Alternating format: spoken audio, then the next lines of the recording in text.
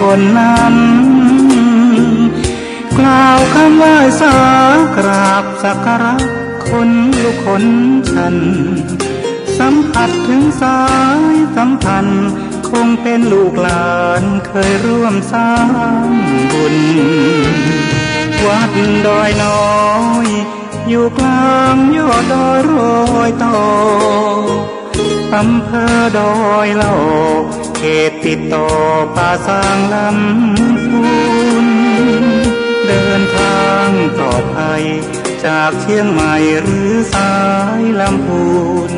ยินดีต้อนรับนักบุญมาร่วมสร้างทานบารมีตีสามตีสี่เปิดสถานีฟังตู้ลุงยองนักเทศเสียงทองชื่อเสียงดังก้องทั่วฟ้า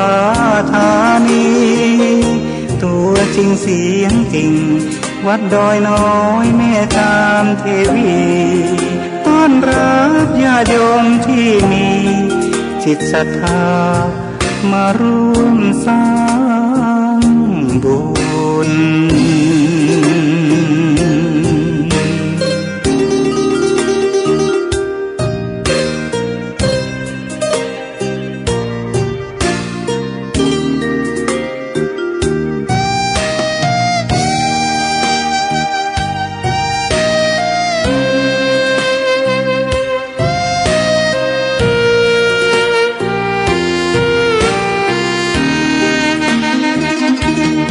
วัดดอยน้อยอยู่กลางยอดดอยโรยต่ออำเภอดอยเหล่าเขตติดต่อป่าสางลำพูนเดินทางปลอดภัยจากเชียงใหม่หรือสายลำพูนยินดีต้อนรับนักบุญมาร่วมสร้างทานบารมีตีสามตีสี่เปิดสถานีฟังตู้ลุงยองนักเทศเสียงทองชื่อเสียงดังก้องทั่วฟ้าธานีตัวจริงเสียงจริงวัดดอยน้อยแม่จามเทวีต้อนรับญาติโยมที่มีจิตศรัทธามาร่วมสร้างบุญ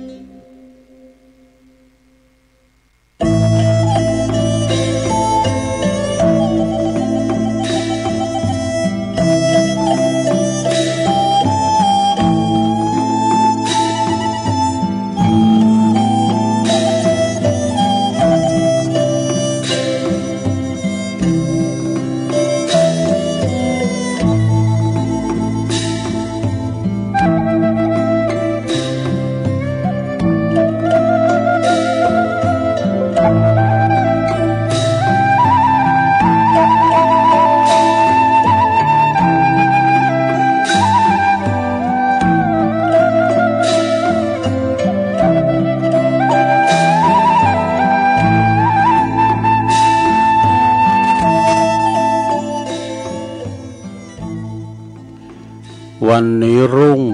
พรุ่งนี้ร่วงดวงไม่แน่วันนี้แย่พรุ่งนี้ยังกลับดังได้วันนี้ดังพรุ่งนี้ดับกลับเปลี่ยนไปโปรดจำไว้ทุกชีวิตอนิจจัง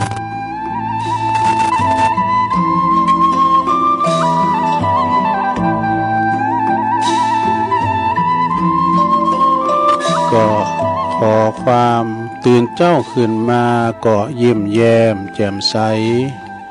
ทุกโศกโลกภัยก็หายไปหมดสิ้นขอความนอบน้อมแด่พระรัตนตรัยอันมีพระพุทธพระธรรมพระสงฆ์เป็นสรณะที่พึ่ง กราบแนบไต่ไหวสาถวายความเคารพมายังครูบาอาจารย์พระมหาเถรานุเถระเจ้าคณะพระสังฆาธิการพระภิกษุสามเณรเจ้าจุโตนจุองค์กุวัดวาอารามพร้อมตึงสำนักติภักสงฆ์ตัวก็ขอเจริญปอนมายังบรรดาปออกไม่ออกศรัทธาตันสาธุชนนักศีลนักบุญคนดีต่างหลายเนาะบ่ว่าจะเป็นปอหลงแม่หลงปอลุงแม่ป่าตั้งปีป่าหน้าเอาเนาะศรัทธาตีนจองห้องวัดเท่าแก่หนุ่มกำใจยิงต่างหลายตื่นจืนขึ้นมาแล้วก็มางมสวามหาเครื่องหับโทรศัพท์ก็ดีมาเปิดวิทยุฟังรายการสัพเพเหระปากินนกะขอนลุงไก่แจ้งรายการเสียงธรรมแสงทองรายการเสียงธรรมแสงทองนี้ก็รับผิดชอบบริหารเวลาดำเนินรายการโดยต้นตัวแห่งอาตมาภาพเก่ากับผมตุลุงนันชัยวัฒน์นาคเสโนแห่งวัดพระธาตุดอยน้อยตำบลดอยหล่ออำเภอดอยหล่อจังหวัดเชียงใหม่ก็มาพบมาปะกันในยามค่ำคืนนะในขณะที่เปิ้นรับเปิ้นนอนกันละเด็กละอ่อนเขาพักผ่อนพักสายตาเรียกว่าพักผ่อนเนาะแล้วก็บางคนนี่คุณเฒ่าซอวออย่างเฮาตันต่างหลายนี่มันตื่นมาก็เป็นวันนอนบัดลับก็มาฟังรายการเด้อประคับประคองกันไปฟังรายการตัวลงไปข่าเวลาหือมันแจ้งเนาะ ก็เรียกว่ามานอนบัดลับนี่นะสดาจะโยมตามันจะปิ้นมงปิ้นมังแต่เฮาได้ให้หยิบนึงก็พอดีนะแต่รับให้หยิบนึงก็พอดีตื่นจืนขึ้นมาก็สายตาเขาจะได้สดใสเนาะบ้าได้มีมิงมองละนะฉะนั้นวันนี้มาพบมาปะกันแล้วก็บ่เหตุการเกี่ยวเสียเวลาก่อนตีตุลุงจะได้เอ่ยแป๊ดตังคืนบุญสถานีวิทยุในเครือข่ายที่เปิดหับสัญญาณธรรมทรงเจ้าก็มีหลายคืนอยู่นะเพราะว่ารายการตี3นี่มันเป็นรายการแหลกที่ว่าเปิดออนไลน์มาเนาะหลายสถานีที่เปิดตั้งระบบไว้ตี3เปิดก็เปิดรายการนี่นะก็เดี๋ยวก็เอ่ยไปต่อที่ไปตัวลุงจะได้สวดมนต์ไหวพระให้เกินเน้อเปิดความปินสิริปินมังกละปินมงคลกับตนกับตัวครอบครัวลูกหลานอยู่เย็นเป็นสุขเนาะนะหายจากทุกโศกโรคภัยขอเจ็บไปหือมาไก่ขอไข่ไปหือมากายมีสลีที่คาอายุหมันยืนยาวเน้อขาจัดปัดเป่าโพยภัยเสน่ห์จังไล่ไอไล่ไอขาดเหือนี้ไกลแสนโยดแสนว่านำปาสิ่งที่ปินมังกละปินมงคลเขาคุมโหหอเฮือนหอนเด้อพร้อมแล้วก็กราบ1กราบ2กราบ3อิเมนาสกาเลนะพุทธังอภิปูชยามาอิเมนาสกาเลนะธรรมังอภิปูชยามาอิมินาสกาเลนะสังฆังอภิปูชยามาอะระหังสัมมาสัมพุทโธภควาพุทธังภควันตังอภิวาเทมิ สวากขาโตภะคะวะตาธัมโมธัมมังนามัสสามิ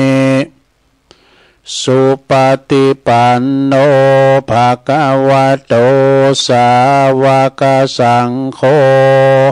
สังฆังนามามินะโมตัสสะภะคะวะโตอะระหะโตสัมมาสัมพุทธัสสะนะโมตัสสะภะคะวะโตอะระหะโต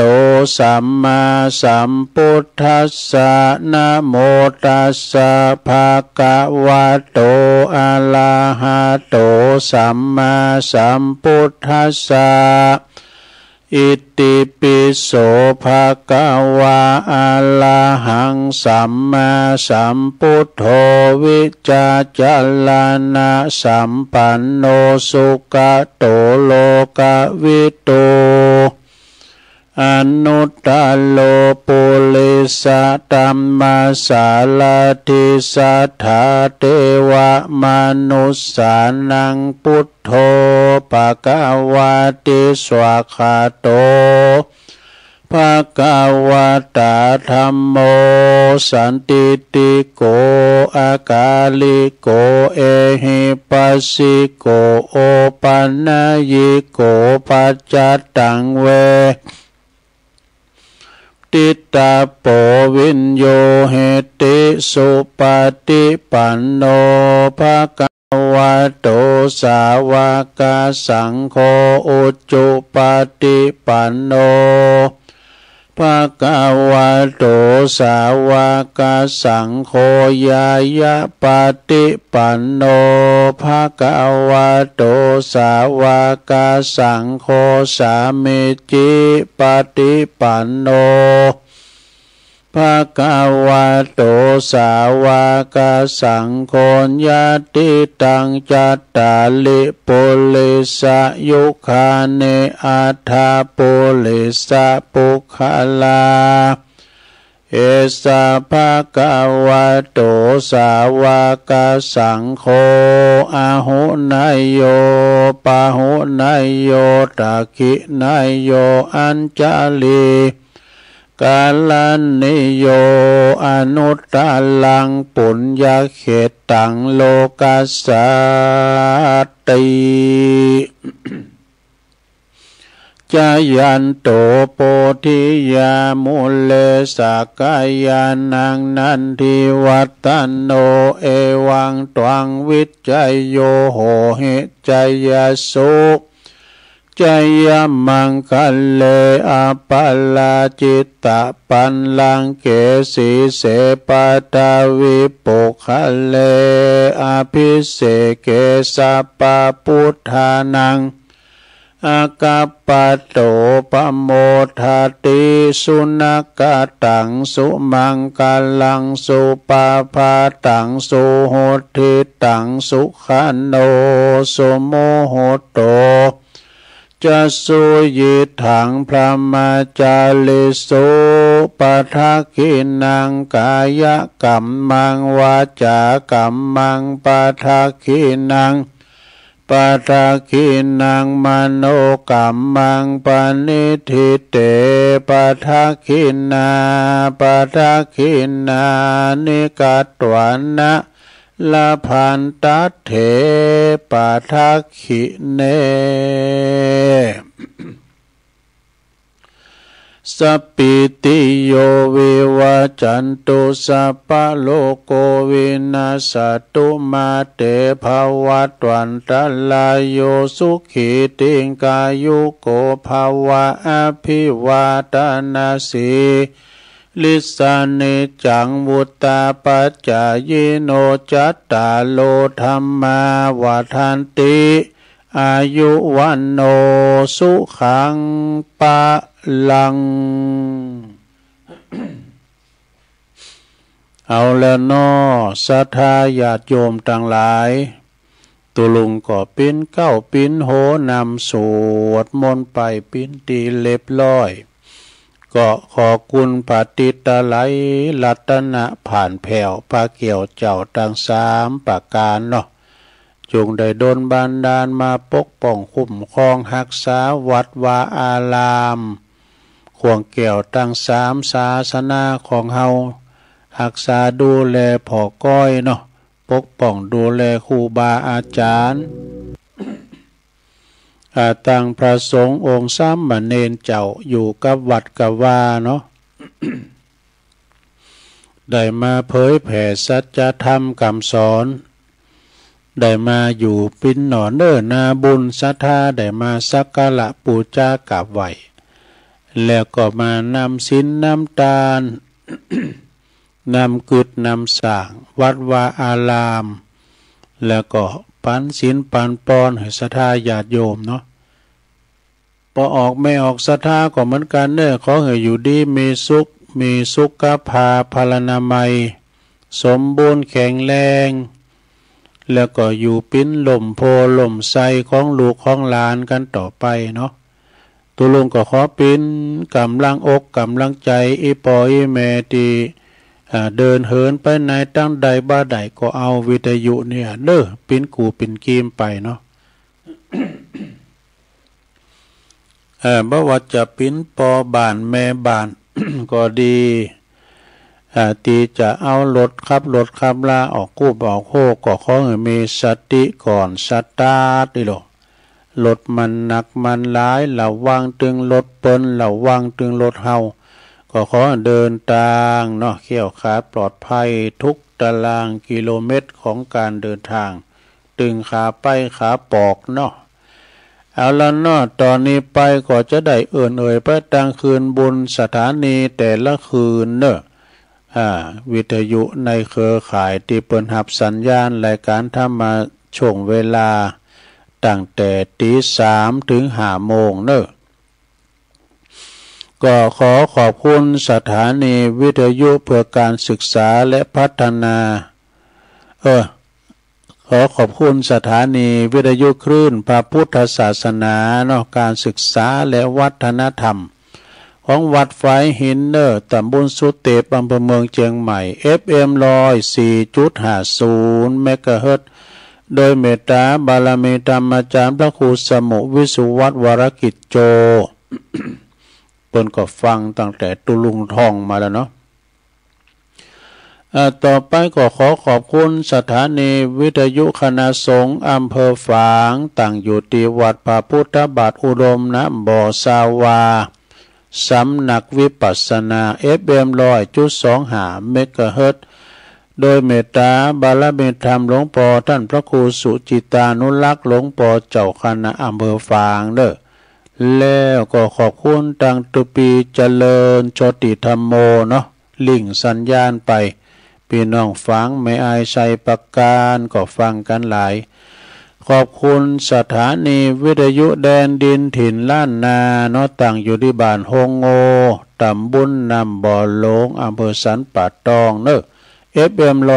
103.50 เมกะเฮิรตซ์โดยคุณรุจิสมบัติเงาคำนะขอบคุณสถานีวิทยุคืนธรรมะของชุมชนวัดห้วยตองซักตำบลขวงเป้าอำเภอจอมตองเนาะ FM 98.75 เมกะเฮิรตซ์สายใต้โซนใต้เนาะโดยเมตตาบารมีธรรมอาจารย์พระครูวาปีวรมานิตเด้อก็ฟังกันแต่เพ่งมาละเนอโซนใต้ ขอขอบคุณสถานีวิทยุมนเสียงธรรมนะจากอำเภอแม่แจ่มเนาะวัดบุพาราม FM 106.25 เมกะเฮิรตซ์โดยเมตตาบารมีธรรมหลวงพ่อท่านพระครูมงคลวิสิทธิ์หลวงพ่อเจ้าคณะอำเภอแม่แจ่มขอบคุณท่านพระปลัดอุทัยตึง2อุทัยตัวเนาะขอบคุณสถานีวิทยุเรดิโอเน็ตสถานีวิทยุเน็กเนลเรดิโอเนอะ FM 96.75 เมกะเฮิรตซ์ตั้งอยู่ที่บ้านจงตำบลทุ่งกวาวห้างหุ้นส่วนจำกัดอนุสรณ์เรดิโอเนอะอำเภอเมืองปานจังหวัดลำปางขอบคุณสถานีวิทยุชุมชนคนเหนือเขื่อนตั้งอยู่ที่บ้านดงดำอำเภอฮอด FM 90.75 เมกะเฮิรตซ์เนอร์ขอบคุณสถานีวิทยุเพื่อการศึกษาและพัฒนาอาชีพอาเรดิโอเน็ตเวิร์ก FM 103.00 เมกะเฮิรตซ์อำเภอเมืองจังหวัดลำปางขอบคุณสถานีวิทยุอาเรดิโอเน็ตเวิร์ก FM 99.50 เมกะเฮิรตซ์วิทยาลัยเทคโนโลยีเพื่อการจัดการกฟผ.แม่เมาะลำปางขอบคุณสถานีวิทยุวิทยาลัยสงฆ์นครลำปางวัดบุญญาวาสวิหารFM 106.50 เมกะเฮิรตซ์โดยท่านดร.จิรศักดิ์ปันลำผู้อำนวยการสถานีได้ขอบคุณดร.พัชริยาฟองจันตาอันนี้ก็ลิงสัญญาณไปพี่น้องตั้งเมืองลำปางเขลางนครก็ฟังกันหลายแล้วก็พี่น้องบ้านไกลสีคำเรดิโอบ้านนาเหลืองนอกอำเภอเวียงสาจังหวัดน่านFM 92.50 เมกะเฮิรตซ์อันนี้ก็เป็นลายนามของสถานีคืนบุญแต่ละคืนที่เปิดหับลิงสัญญาณไปส่งตอนเจ้าวันนี้นะก็ได้ฟังกันถึงบ้านถึงจองถึงหอถึงเฮิรนเนาะรายการถ้ามาส่งแรกนี่ก็ส่งเนี่ยนาที3เนี่ยก็ครูบาอาจารย์ก็หลายตุนที่เปิดมาเข้ารายการได้มานั่งอู่นั่งจากับปออกไม่ออกศรัทธาสาธุชนญาติโยมสำหรับตัวลุงนี่ก็จะมาอยู่วันพัดวันศุกร์แล้วก็วันเสาร์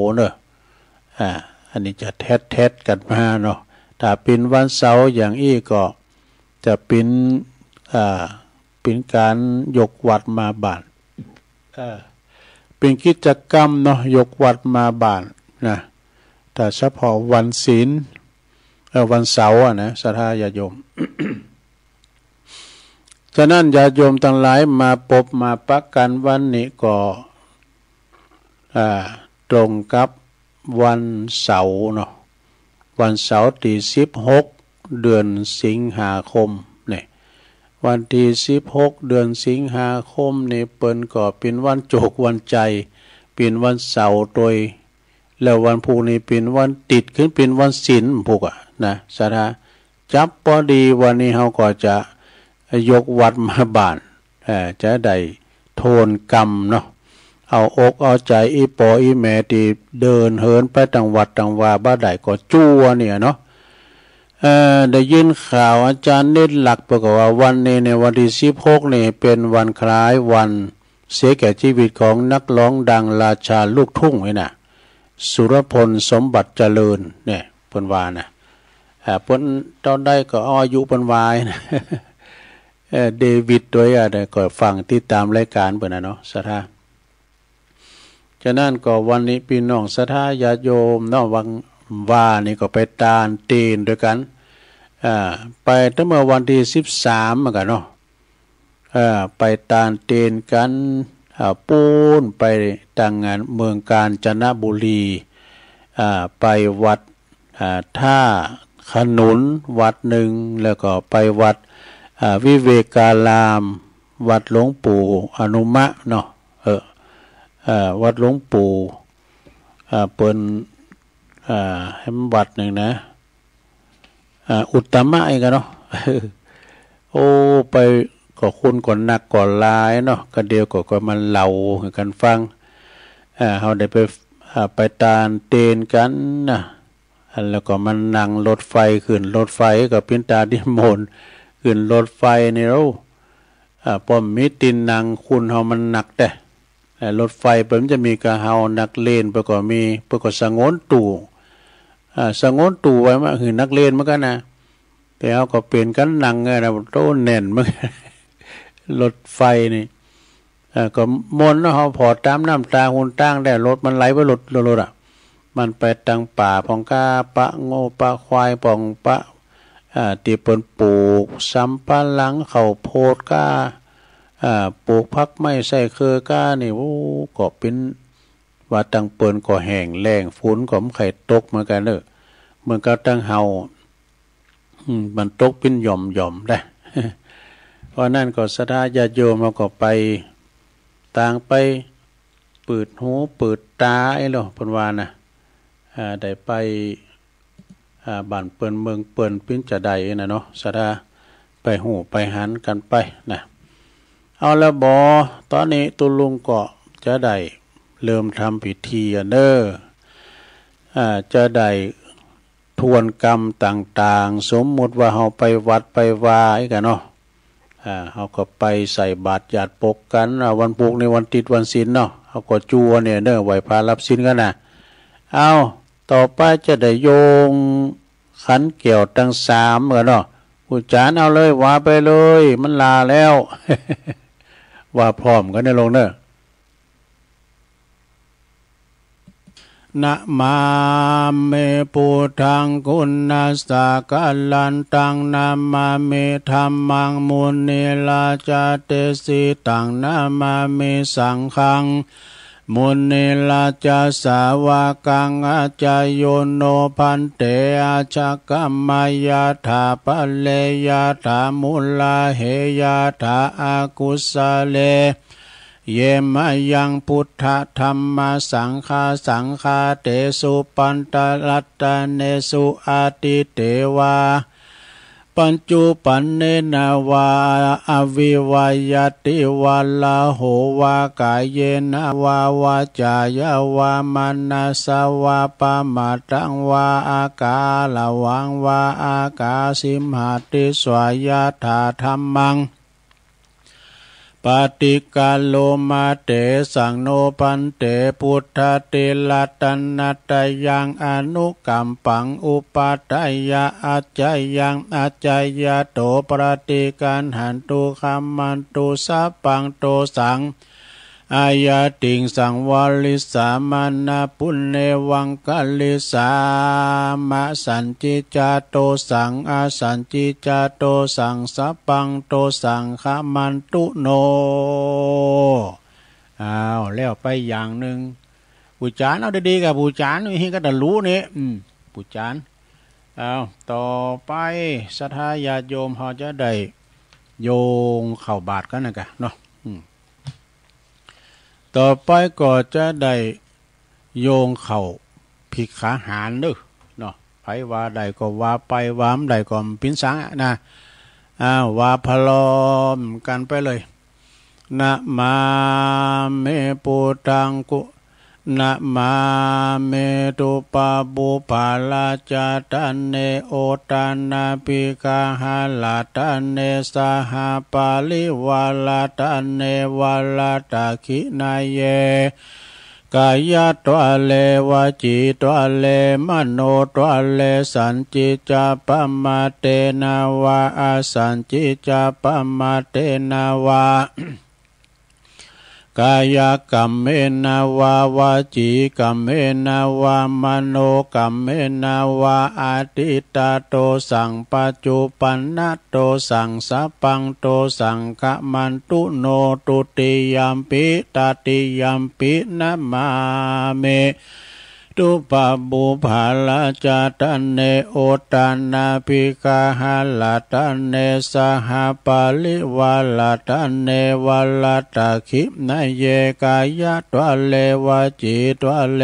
มโนตัวเล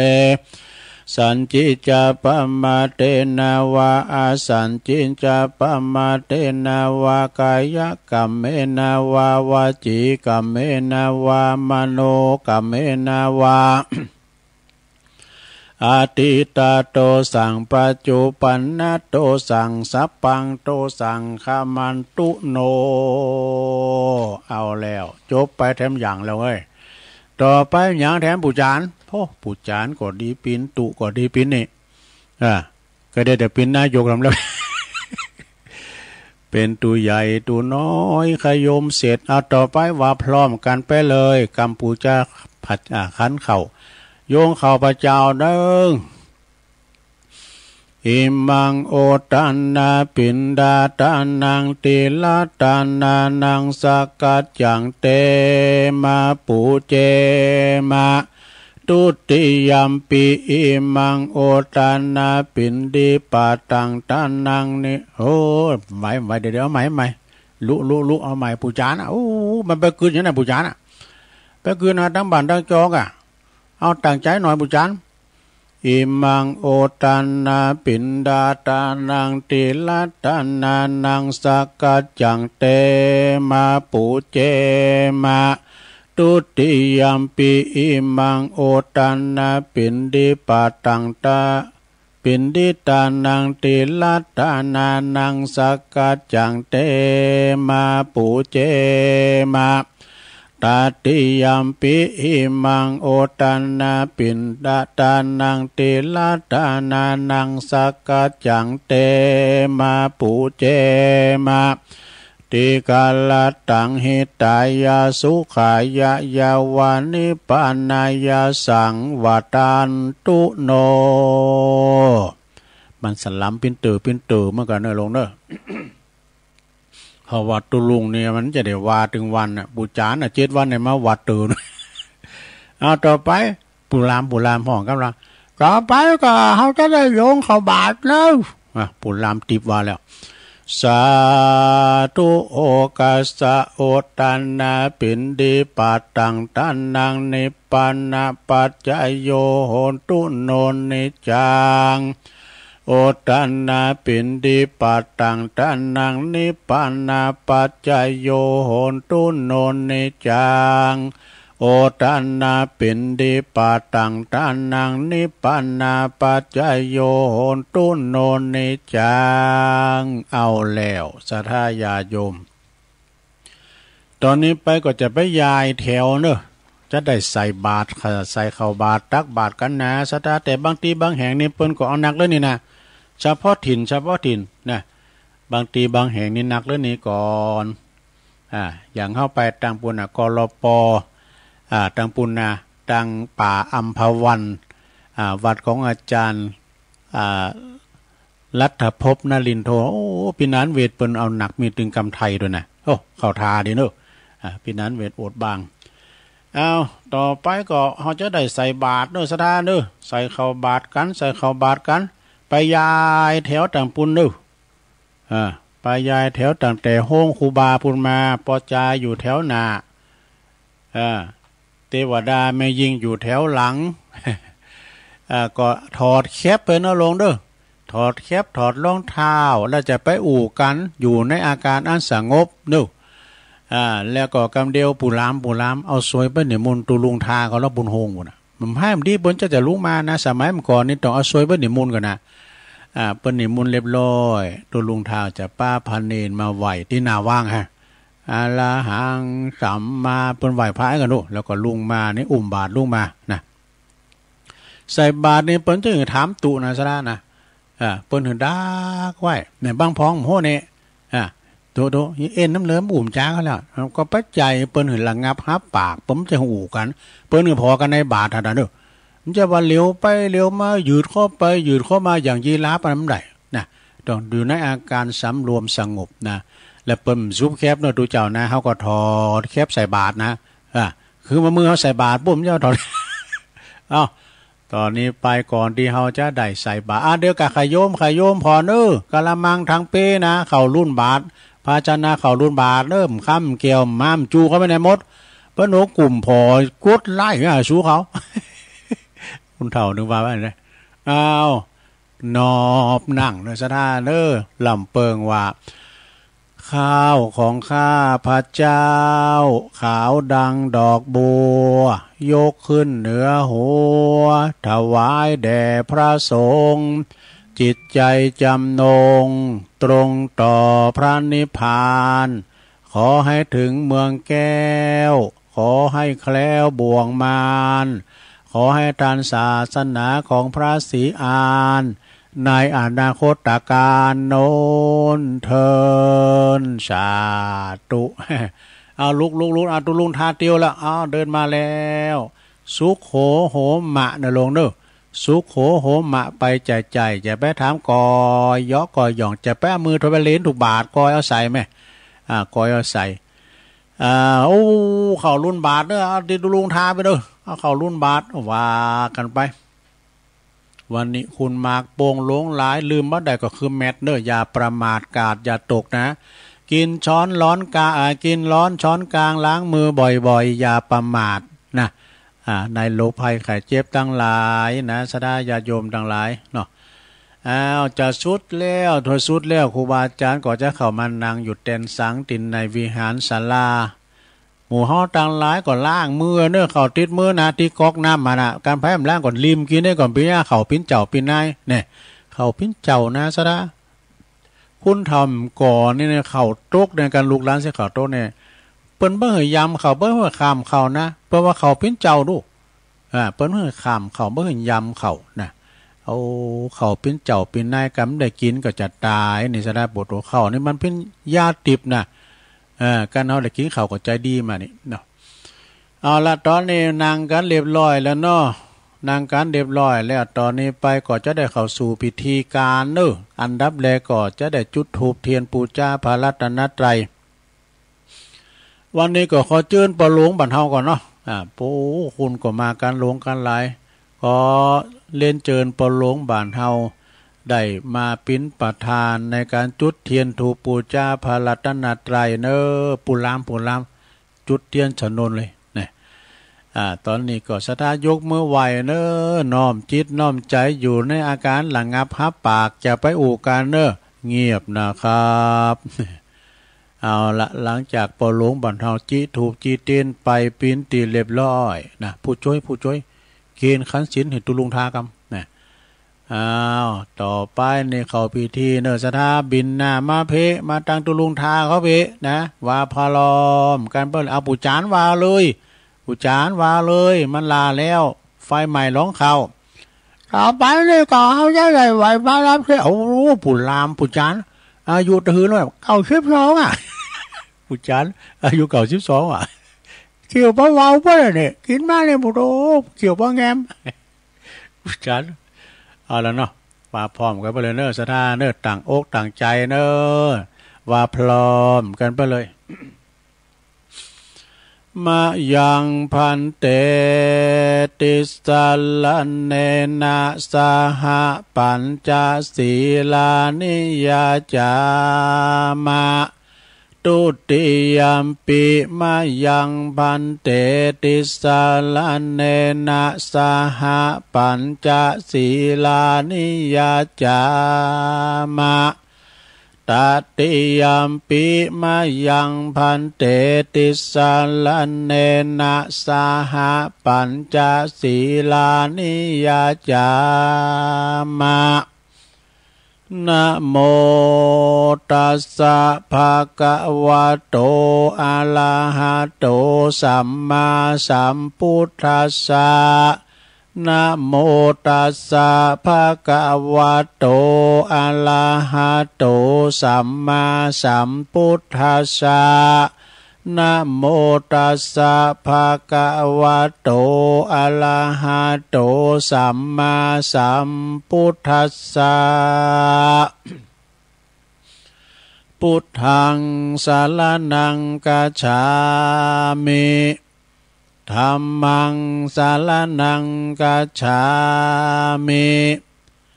สังฆังสรณังคัจฉามิตุติยัมปิพุทธังสรณังคัจฉามิตุติยัมปิธัมมังสรณังคัจฉามิตุติยัมปิสังฆังสรณังคัจฉามิตติยัมปิพุทธังสรณังคัจฉามิตติยัมปิธัมมังสรณังคัจฉามิตติยัมปิสังฆังสรณังคัจฉามิติสรณะคัมมานังนิทิตังปานาติปาตาเวละมะเนสิกขาปะตังสมาธิยามิอาทินนาตานาเวละมะเนสิกขาปะตังสมาธิยามิ กาเมสุมิจฉาจาราเวละมณีสิกขาปะทังสมาธิยามิมุสาวาทาเวละมณีสิกขาปะทังสมาธิยามิสุลาเมลยะมัชฌะปัมมาตฐานาเวละมณีสิกขาปะทังสมาธิยามิอิมานิปัญจสิกขาปทานิสีเลนะสุขติงยันติสีเลนะโภคสัมปทาสีเลนะนิพุติงยันติตัสมาสีลังวิโสทะเยสาธุสาธุสาธุเอาแล้วสาธาหับศีลหาไปแล้วกับตุลุงทาเก็บไว้ดีๆนะลงเนอไปเสียมันหายนะถ้ามันหายสักข้อสองข้อก่อนเป็นยังนะเสาหน้าในตุลุงทาก็มาปั้นแถมหน่อยสาธาเนาะศีลปีหน้าพรอันงดงามเนอคุณเฮาทหับศีลหาเหมือนกันโมโถประเทศไทยนี่นะเปิ้นว่าคอกหลงหลับปูนเชียงใหม่นี่ตุ๊บควางแบบใดเลยมิตรตำรวจมิตรทหารคุณได้อยู่กันอย่างศีลอย่างธรรมนี่นะเนาะเตรียมมันขาฟันบั่นแต้งกันตึงมือตึงวันฟ้องร้องกันก้ามฉันแล้วก็กับคุณเฮามันขาดศีลหามได้เนาะสถานเนาะเอาละตอนนี้ไปตุลุงจะสวดพญานกยุงทองกันเนอะตีเปิ้นไปตีไหนก็เขี้ยวคาดปลอดภัยปราศจากโบงในพานก็บักกำจัดมันได้นะจะได้ก็ถาวาอีเมเขาอีปอเขาว่าได้ก็ว่าทำวามได้ก่อนปิ้งยังเนาะตัวลุงสูตรบทนี่ถาวาลูกหลานตานเต่าไปที่ไหนขึ้นเนื้อลองไต่ก็เขาเดินทางเขี่ยวขาดปลอดภัยทุกตารางกิโลเมตรของการเดินทางอุเตตยัญจาคุมาเอกาลาชาหาลิสวันโนปาทาวิปาปาโสตังตังนามาสามิหาลิสวันนังปาทาวิปาปาสังตายาสากุตาวิหาเลมุติวาสังเย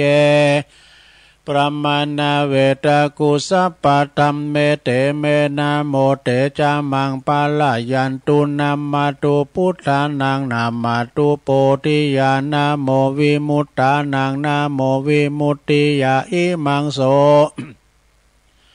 ปลิตังกัตตวโมโลจาลาติเอสนาอเปตยัญจาคุมาเอกาลาชาหาริสวันโนปัทาวิปาปาโสตังตังนามาสามิหาลิสวันนังปัทาวิปาปาสังตายาสากุตาวิหาเลมูลติงเยปลัมมานาเวตกุสัพพะธัมเมเตเมนะโมเตจามังปาลายันตุนัมมาตุพุทธานังนามาตุโพธิยานะโมวิมุตตานังนะโมวิมุตติยาอิมังโสปาลิตังกัตวะโมโลวาสัมมากัปปะยิติโมลาปาลิตังเอาแล้ว สวดบทอุเตอเปพญานกยุงทองก็จบลงไปเขี่ยวขาดปลอดภัยทุกตารางกิโลเมตรของการเดินทางเนอะสถานเนอะเขี่ยวขาดปลอดภัยนะเอาต่อไปมันยังแฮมตุเอาก็จะย่อกุนโลงกะนะเจ้าไหวกุนโลมเนอสถานเนอถ้าว่าใดก็ว่าว้ามใดก็เพื่อยังกุนตั้งหลายมันมีกุนหมดนะเขามีกุนน้ำมีกุนแดดมีกุนไฟมีกุนลมมีกุนนะจ่าลงสุดสมาหล่อลง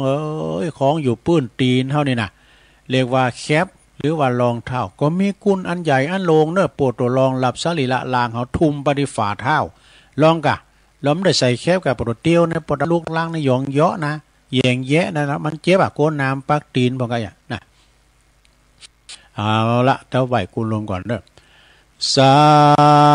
ธุสาธุสาธุข้าขอยกมือ10 นิ้วขึ้นตั้งคิ้วไก่เกาเกษาผู้ข้าจะขอ นามาสการไหวกุลพระปิตา21กุลพระมารดา12กุลพระแม่โพธิ์ศพ39กุลพระพุทธเจ้า56กุลพระธรรมเจ้ามี38กุลพระสังฆเจ้ามี14กุลอาจารย์มี10กุลกรรมฐาน8กุลไฟ6กุลลม7กุลแม่ธรณี21กุลแม่พระคงคา12กุลอัคระ33กุลศีล5มี11กุลศีล8มี12กุลศีล10มี21กุลจตุปาริสุทธศีลมี27กุลพระอรหันตาคือมรรค4ผล4นิพพาน1รวมเป็น9กุลอาสาสะปัสสาสะนิสาวาอัสสะกุลพระวิหาร84,000ปันหลังกุลพระมหาเจติยาเจ้าเม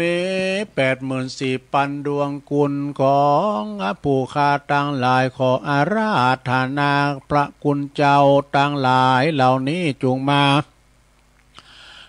าเป็นซอยประดับสำหรับกายอันพระเสริฐเมื่อผู้ข้าตั้งหลายจักดับจิตเสียงชีวิตในสังขาร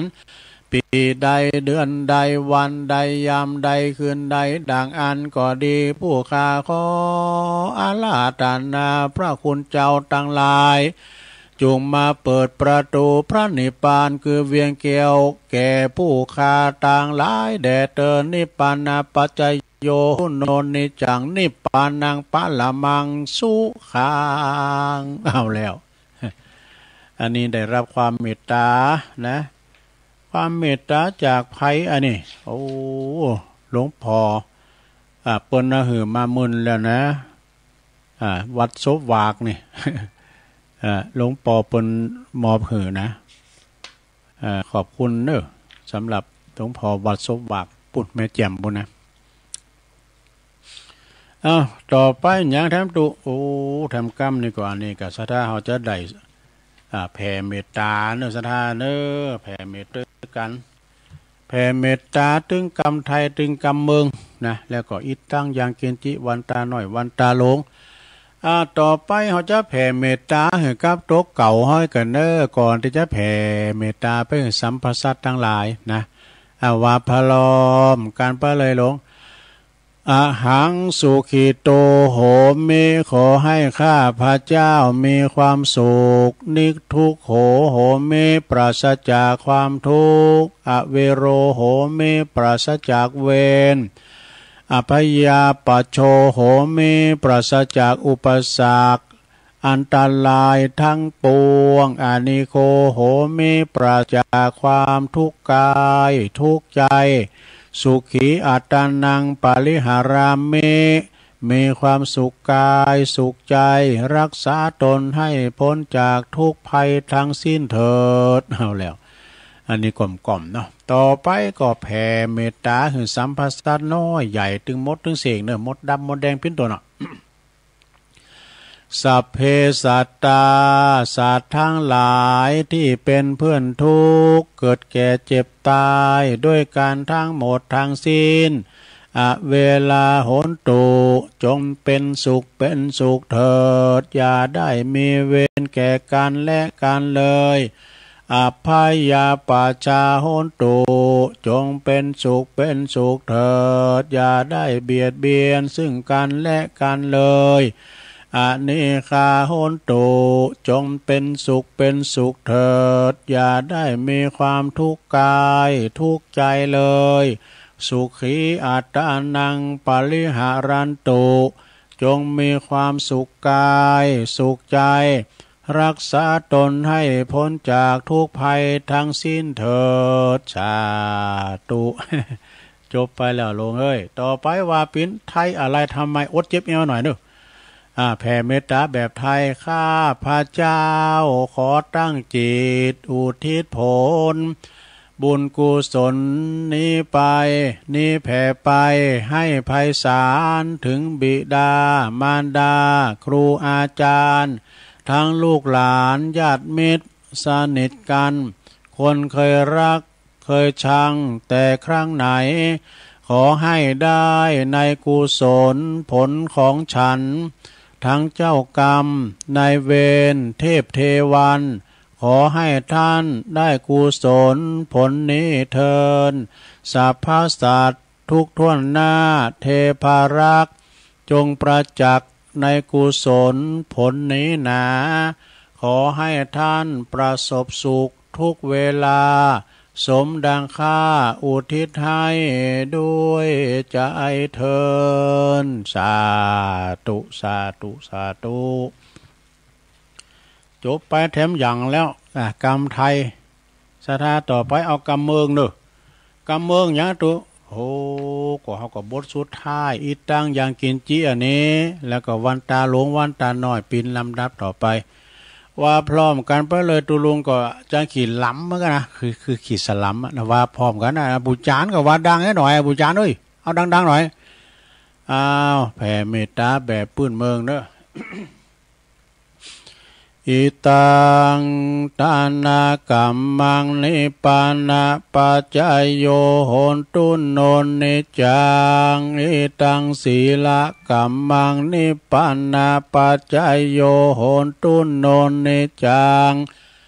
อิตังภาวนากัมมังนิปปานาปัจจายโยโหนตุโนนิจังยังกินจิกุสาลังกัตตาปังกัมมังสะเพหิกะเตหิกะตังปุญญังโนอนุโมตันตุสุนันตุพนโตเยเตวะอัสสัมมิงฐานเนอาติกาตาติกายุกาสัตตาโหนตุสัพพสัตตานังสุขีอัตตานังปาลิหัลลันตุมมาตาปิตาสุขิตาโหนตุตุคาปัมมุนจันตุสัพเพยาติกาสุขิตาโหนตุตุคาปัมมุนจันตุสัพเพอายาติกาสุขิตาโหนตุตุกาปะมุนจันตุสัพเพปิสาสัพเพยาขาสัพเพเปตาสุขิตาโหนตุตุกาปะมุนจันตุสัพเพนักขตาสุขิตาโหนตุตุกาปะมุนจันตุสัพเพเทวาสุขิตาโหนตุตุกาปะมุนจันตุสัพเพอาจาริยุปัจจยาสุขิตาโหนตุตุกาปัมมุนจันตุสัพพสัมปติโยสัมมิจันตุโวเอาแล้ว ต่อไปก็วันตาหลวงพร้อมกันไปเลยเนอะวันตามิปุตังสัพพเมโตสังฆัมมังธัมเมปันเตวันตามิธัมมังสัพพเมโตสังฆัมมังธัมเมปันเตวันตามิสังฆังสัพพังเมโตสังฆัมมังธัมเมปันเตวันตาเมขลุอุปัชฌาจาริเยสัพพเมโตสังฆัมมังธัมเมปันเตวันตามิกัมมัฏฐานังสัพพังเมโตสังฆัมมังธัมเมปันเตวันตามิอาลัมเมปัตตาสีมายังสัพพังเมโตสังฆัมมังธัมเมปันเตวันตามิเจติยังสัพพังสัมปทานเนสุมปลตินลินตาสาลิลาธาตุมหาโพติงปุตตะโลปังสักกะลังสัตตานากะโลเกเทวะโลเกพรหมโลเกจัมปุติเปลังกาติเปสาเลลาธาตุโยเกสาธาตุโยอะระหันตาธาตุโยเจติยังกันตังกุติงจตุรสีติสหเสธัมมัคขันเตสัพเพตังปาตาเจติยังอาหังวันตามิสาปาโสกราบเอาโจไปแถมอย่างหนึ่งต่อไปวันตาน้อยเนอะ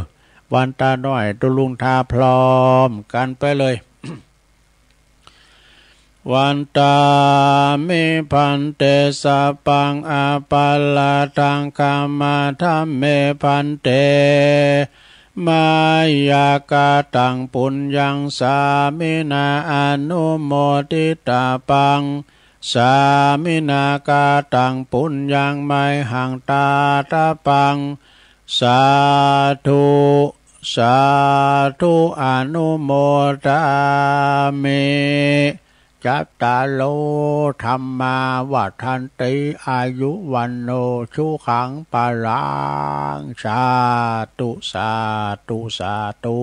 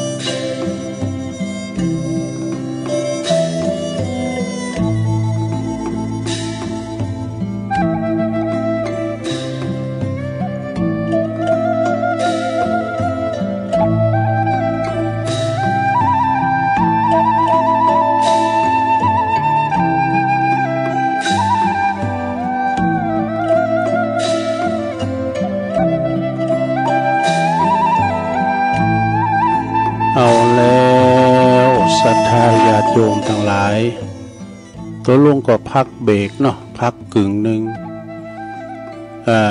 ลุกเตียวไปเตียวมายืดเส้นยืดสายให้หน่อยเนาะนางมุนลำไปก็เจ็บหลังเจ็บแอวไอ้น่ะไปทำธุระส่วนโตแล้วก็มานั่งอู่กันต่อในชั่วโมงที่สองเนาะขณะนี้ตันทั้งหลายก็กำลังฟังรายการสัพเพเหละเนอปากินกะขอนลุงไก่แจงรายการเสียงธรรมแสงทองดำเนินรายการโดยตุลุงยองเนี่ยก็มานางอู่นางจ้ากันเนาะสันปีสันน้องญาติโยมทั้งหลายวันนี้ก็ประเดี๋ยวนี้เวลา4:07 นาที4:07 นาทีบางพองก่อนลุกกันมาแล้วบ่ลุกมาหนึ่งเข่าเป่าไฟลุกมาเปิ้นก็ซ้ำเติมประกอบไปเก็บพักฮักหน่อแล้วไปเปิดร้านเปิดโรงปิ้นปอกกาในขายเขาอยู่กาดปุ่นแล้วซื้อกาดเนื้อมาขายกาดไต่เนาะยังชีวิตกันไปคุณเตรียมได้ไปกาดก็ทาซื้อเอาเนี่ยคุณเฮาบ่เดียวนี้กินกับกาดเนาะศรัทธาญาโยมทั้งหลายนั่นก็สัมมาอาชีโวกินตานกันไปแต่คืนแล้วนี้ก็มาฮอดมาถึงก็เป็นเรียกว่า5 ทุ่มเนาะ11 โมงปลายน้อยนะมาถึงขายห้องขายหอขายโฮงเนาะละผ่าละโคทรงน้ำอาบน้ำแล้วก็ลุยลายนอนไปกะปลุกนาฬิกาไว้แล้วอาจารย์พระครูอภิวัตนาวิกรมอู่กันในรถมารายการเฮานี้มันหังไปหลายวันตุลุงเข้ากันเลยนะตุลุงก็ต่างเวลาไปแล้วก็ออกมาก็มาเปิดรายการแล้วมาอู่มาช้ากับศรัทธาญาติโยมเนาะก็ไปกินไปตานกันเนาะไปตานเตนกันประจำปีพวกเมืองการพุ่นนะศรัทธาคุณก็ไปกันนักกันหลายสังฆาพระเจ้าพระสงฆ์ก็ไปก็อิ่มอกอิ่มใจกันเนาะได้ขี่พระรถไฟพุ่นไปพอบ้านพอเมืองเปิ้นไปพอวัดพอว่าไปตานอยู่2 วัดวัดท่าขนุนนี่วัดหนึ่งวัดเปิ้นงามซะนะวัดตังไต่พุ่นนะโพดขึ้นมาก็วัดพระวัดวิเวการามหลวงปู่อุตตมะเนาะเปิ้นก็ไปนอนหันน้ำคืนนึงก็ตูเจ้าเปิ้นเข้าปริวาสตัวหรอเปิ้นเข้าปริวาสกรรมตัวบอกวัดบอกว่าเก็บวัดเก็บว่ากันเนาะศรัทธาญาติโยมอันนี้ก็การไปกินไปทานกันประจำปีกันแต่ว่าเนี่ยเนาะศรัทธาญาติโยมทั้งหลายก็เดียวตุลุงก็จะเอานี่มาไหว้กันก่อนเอานี่ท่านี่ก่อนเนาะก็เดียวก็มีเวลาก็จะเอาคืด12 คืดของปอครูซีโนน้ำหลอมเนาะนี่ท่านนี้เลิงเนี้ยก็ต้นไม้และขวานอันนี้ก็เคยว่าแล้วเนาะเอามาขันรายการก่อนศรัทธาญาติโยมนะเป็นนิทานธรรมพี่จะได้ลองฟังก่อนต้นไม้และขวานนิทานเรื่องนี้เปิ้นมีอยู่ว่าปอใจคนหนึ่งเนอะมีปอใจคนหนึ่งต้องการด่ามขวานด่ามมุยเนี่ยนะด่ามมุยใหม่เพราะว่าด่ามมุยเก่านี่มันหักไปมันก็ไปขอกับต้นไม้ใหญ่นะได้โปรดเถิดได้โปรดเถิดหันใจขาดเตอหันใจขาดเตออันเจ้าต้นไม้ทั้งหลายข้าขอถ้าข้าขอสักกิ่งเตอจากทันนะข้าจะไปทำด่ามขวานด่ามมุยแล้วข้าต้องขอโดยเธอขอกับไม้ใหญ่ ต้นไม้ใหญ่หู้ซึกหันใจชายนันมากว่ะอินดูมันได้เนี่ยจึงบอกต้นไม้ธรรมดาหมู่นั้นว่าเอ้าพวกอย่ายอมพีชีพยอมพีชีวิตเปิดปินการเปิดปินด่ามขวานให้ใจคนนี้หน่อยนะ ปรากฏว่าต้นไม้น้อยก็พีชีพมันตัดไปแล้วมันก็เอาไปแปลงด่ามมุยนะใจคนนั้นก็ดีอกดีใจมาแปลงด่ามมุยใหม่นะจาก นั้นบาจ้าบานนั้นใจคนนี้ก็เข้าไปป่าปุตไปเต็ดไม่ตึงน้อยตึงใหญ่คุ้มฐานมันใจเอามาแป้งโหลเต็ดไม่ไปขายวะดูเต็ดไม่ไปขายไปติ๊กทุกชนิดตัดหมดที่มันขวางหนาเต็ดหมด เพราะว่าไม่ใหญ่ไม่ลงไม่น้อยเต็ดหมดโดยบ่สนใจว่าเกยไปคอล่องตุนไม้ตุนนั้นเหล่านั้นเนี่ยเปิ้นก็หือมาปิ้นมีดดำปิ้นดำมุยมานะตุนไม้ใหญ่ก็เลยปุ้งสังขารว่าโอ้เฮาเสียใจเหลือเกินเสียใจมากตีการสงสารของใจผุนนั้นเนี่ยทำเหอเฮาตั้งหลายสูญเสียเปื่อนตีดีไปแล้วก็ชีวิตของเฮาตัวนะโดนเปิ้นแตดไปติ๊กอันนี้ไอเนรคุณเนี่ยดามไม้ดามเดียวเนี่ยนะมากลายเป็นอาวุธที่มาฟันหมู่เฮาตั้งหลายแล้วก็เศร้าสลดใจว่ะเรื่องนี้ก็จบลงไปนะนิทานเรื่องนี้เปิ้นสอนหัวว่าการช่วยเหลือคนชั่วคนพาลนะนอกจากที่ไม่ได้รับการสำนึกใจบุญคุณแล้วนะก็อาจจะปิ้นภัยอันตรายหายนะมาสู่ครอบครัวและตนเองโดยเสมอเนี่ยจบลงไปซะนะนี่นะแต่ไปโผดคุณพาลนะลงนึกคนพาลเนี่ยมันดีสักอย่างนะเนาะคนพาลอาศิวันนาจะพาลานังเดี๋ยวกันเนอะเอานิทานมาเราทำดีกว่าเอาเปรตวัตถุก่อนเนาะลงเนาะก็ได้ยินเนี่ยเปรตวัตถุนี่เปรตอันนี้นางนายเปรตนะมันเป็นคุ้นบานเนี่ยนะมันเป็นจะได้ลองฟังหมดนะลงเนาะอันนี้เรื่องเปรตวัตถุนะว่าโดยเปรตที่ถูกน้ำกรดสาดแสบแล้วก็เปิ้นปาดเอาเนื้อไปกำหยังอันนี้นะพระมหากัสสปะมหาเถระเปิ้นถามเปรตตนหนึ่งว่าโอ้ตันยืนอยู่ในอากาศมีกลิ่นเน่าเหม็นฟุ้งไปและก็มีหมูนอนปากันมาบ่อนซ่อนกินในปากของท่านแล้วก็ปากของท่านก็มีกลิ่นเหม็นไปแม้แต่ท่านของท่านเนี่ยนะเมื่อก่อนท่านอยู่ในเมืองมนุษย์โลกเมืองคุณท่านทำกรรมอย่างไว้ท่านทำกลางอย่างไว้เพราะการฟุ้งไปแห่งกลิ่นเหม็นนั้นนายนิรยาบาลหรือว่าจ่าย่อมพิบาลเนี่ยนะก็เอาผ้ามาปาดเอาสตราวุธเนี่ยมาปาดพระเสริญอดิปากนะที่อื่นก็มาอดิปากนะวะมาปาดของท่านปาดเอาปากของท่านไปอยู่เนืองเลี้ยวปลายมป้อเนี่ยก็เอาน้ำกรดมาสาดมาหดท่ามือความแสบที่ปากเนื้อไปพลางนะก็ท่านทำกรรมอย่างมาหรือท่านถึงมีมาทุกขเวทนาโดยกายวาจาใจแบบนี้เพราะวิบากกรรมอันใดของท่านจงที่ได้ประสบความทุกข์มาอย่างนี้นะอันนี้ท่านพระมหากัสสปะเถระเจ้าเปิ้นถามเปรตตนหนึ่งเนาะเปรตตนนี้เปิ้นก็ตอบว่าอย่างอี้นะลงเนอะข้าแด่พระผู้เจริญนะข้าแด่พระผู้เจริญเมื่อก่อนนะเก่ากับผมนี่เป็นอริยชนนะคือเป็นคุ้นบานธรรมดาเขาเนี่ยนะอยู่ในเมืองราชคฤห์ที่น่าลื่นลม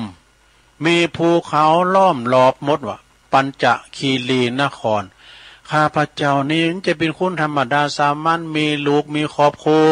มีลูกไปลูกเขยและเป็นคุ้นที่มั่งคั่งระดับเศรษฐีโอ้โหเป็นคุ้นที่มั่งคั่งมีเขาของเงินคำสัมปติตีไฮตีนาตีเรือนสนเลยนะมีเขาเปิดก็มากมายวะดูแต่เก่ากับผมนี่ปิ้นที่ว่าปากบดีนะคือว่าปากเปิ้นไปทำบุญกันตีวัดปัดปั่นกันไปปีน้องเจ้าบ้าน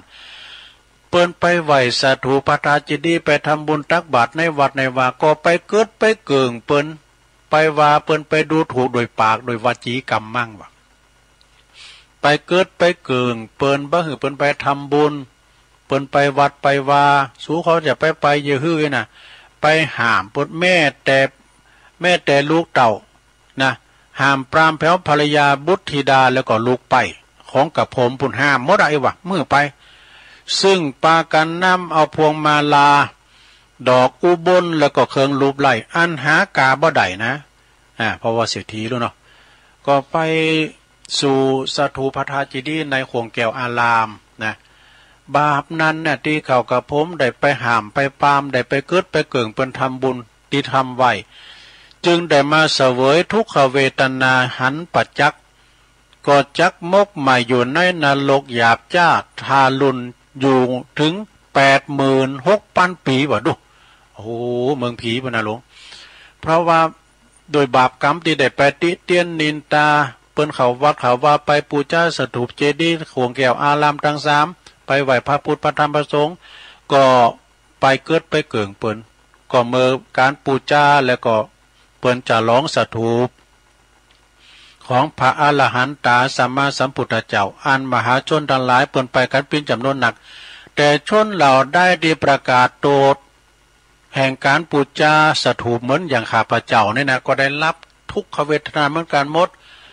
เหมือนกับผมเนี่ยไอ้ดอกแต่ชนเราได้พึงห่างจากการอันที่ว่าการไปเกิดไปเกิงไปนะชนเหล่านั้นก็เป็นผู้ที่ว่าทะลงดอกไม้ตบแต่งร่างกายเหาะมาวะนี่ที่เปิ้นคัดขวางเปิ้นน่ะเหาะมาในตั้งอากาศเหล่านี้เป็นผู้ที่มีศรัทธาเหลื่อมใสในกุณพระรัตนตรัยเป็นผู้ที่มั่งคั่งมียศเสวยอยู่ซึ่งการปูชาดอกไม้ชนทั้งหลายเหล่านั้นผู้มีปัญญาน่ะได้หันผลเป็นน่าอัศจรรย์น่า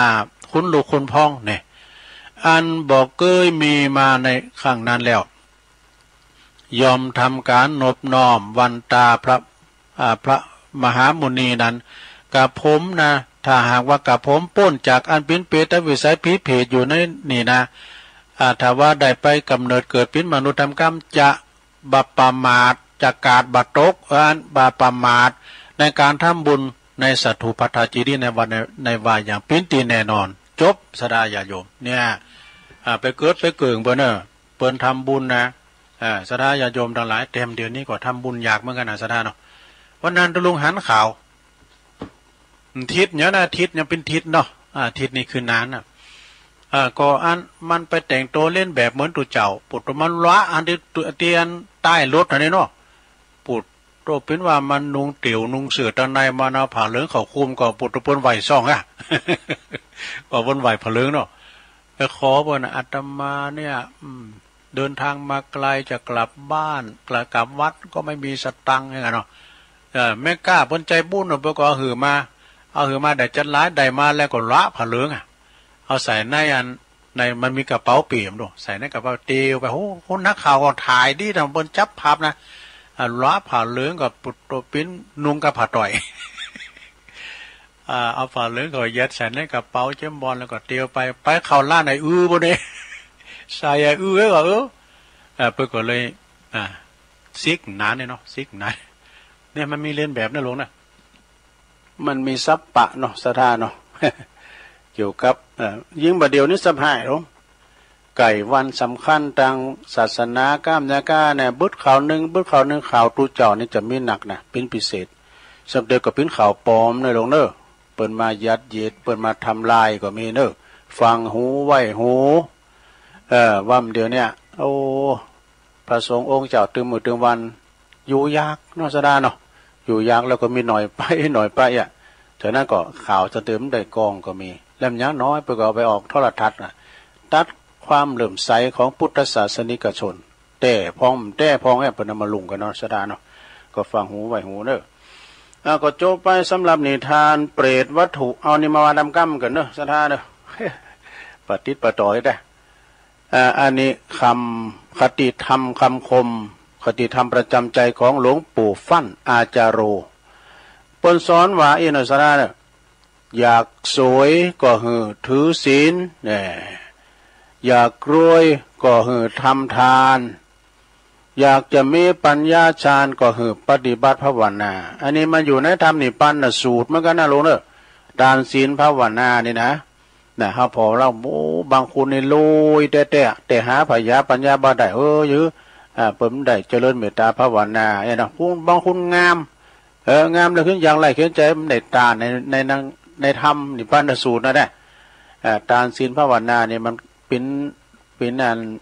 ข ข้อเก้าเนาะแล้วก็ข้อหนึ่งเนาะผ่านไปข้อที่สองนะหลวงปู่ฟั่นเปิ้นก็บอกว่าเมื่อจิตใจของเฮาเนี่ยสงบภายในแล้วอุปมาเหมือนกับน้ำที่มันนิ่มน้ำมันสงบนะลูกนะมันก็น้ำมันก็สงบแล้วมันก็จะใสนะน้ำจะใสแล้วก็จะได้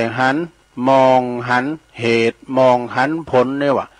มองหันบุญกุศลมองหันสุขมองหันทุกข์แล้วก็มองดี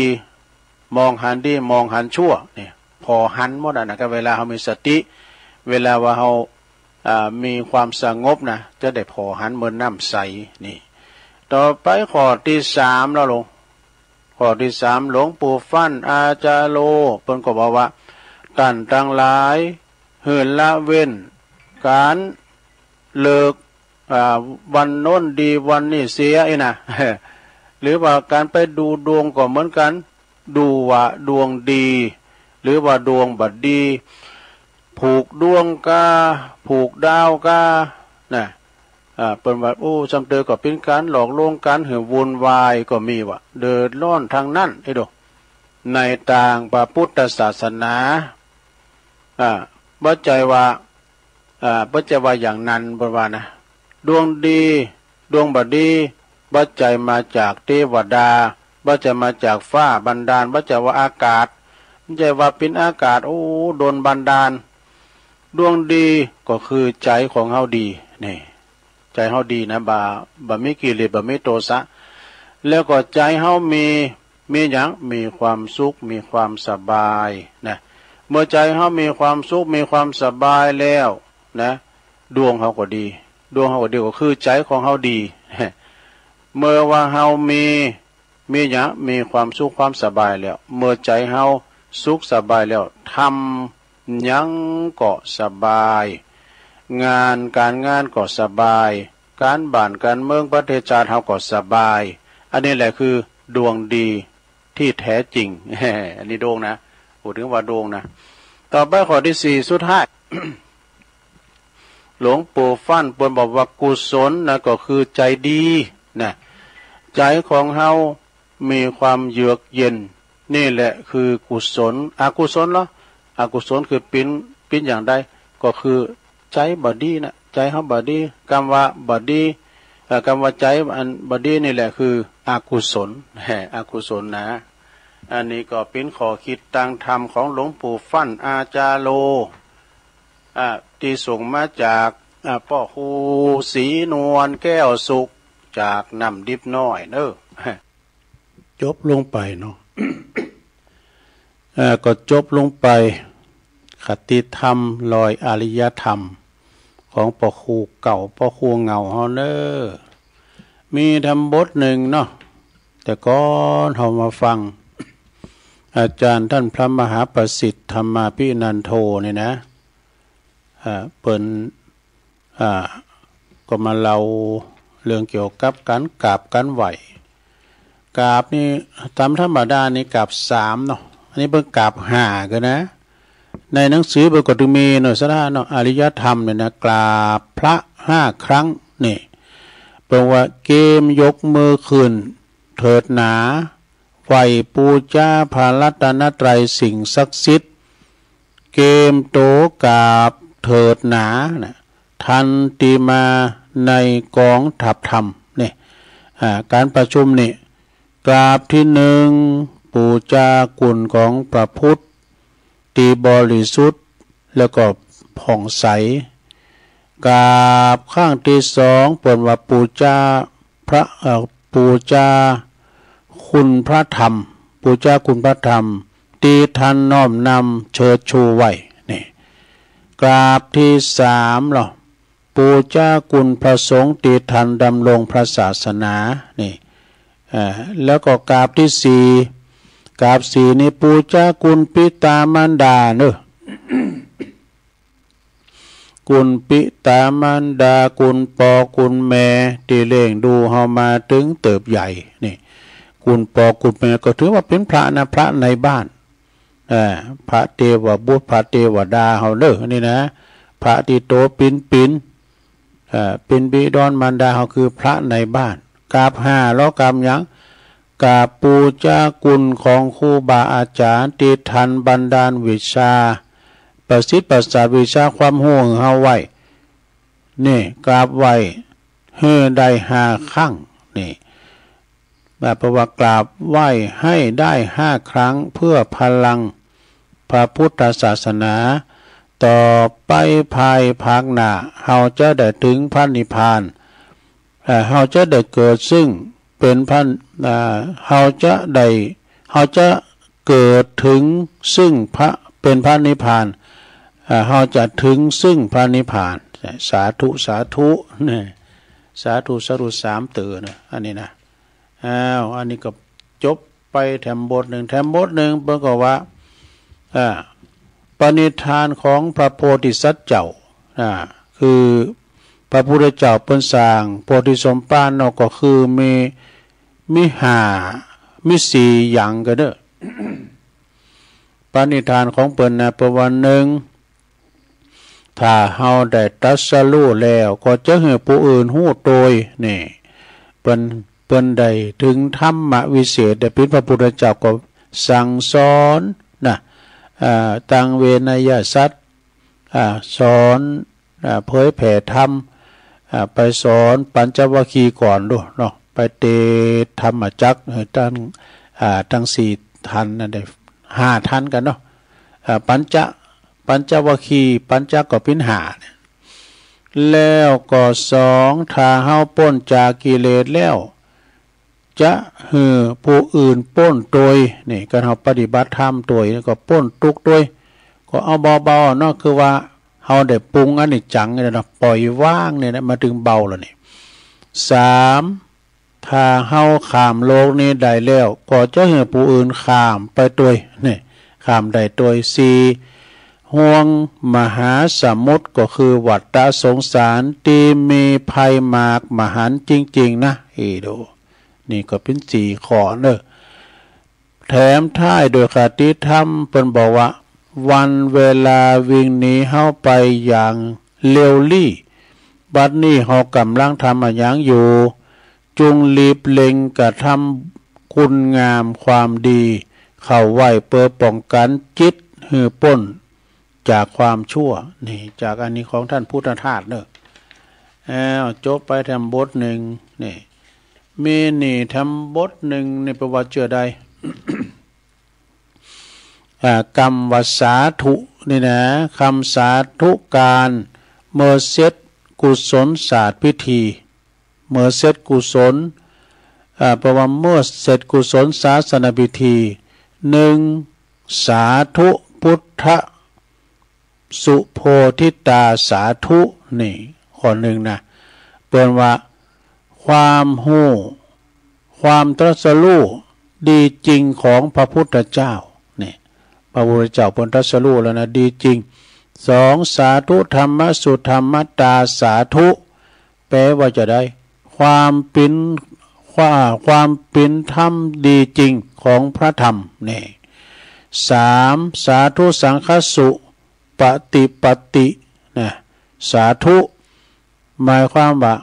ความปฏิบัติดีจริงๆของพระสงฆ์นี่4อโหพุทโธพระพุทธเจ้าน่าอัศจรรย์จริงๆ5อโหธรรมโมพระพุทธเจ้าน่าอัศจรรย์จริงนี่6อโหสังโฆพระพุทธเจ้าน่าอัศจรรย์จริงเนี่ยเหมือนกันได้ ปะวะอาหังพุทธันจะธัมมันจะสังฆันจะสารนังคตาข้าพระเจ้านี้ถึงแล้วซึ่งพระพุทธเจ้าพระธรรมเจ้าพระสงฆ์เจ้าว่าปินสรณติปึงติระลึกถึงเนอเอตังเมสรนังเขมังเอตัมมังคลมุตตมังพระรัตนตรัยนี้ปินตีปึงของข้าพระเจ้าอันเกษมพระรัตนตรัยนี้เป็นตีปึงอันสูงสุดว่าเอตัมมังคลมุตตมังเอตังสรณัง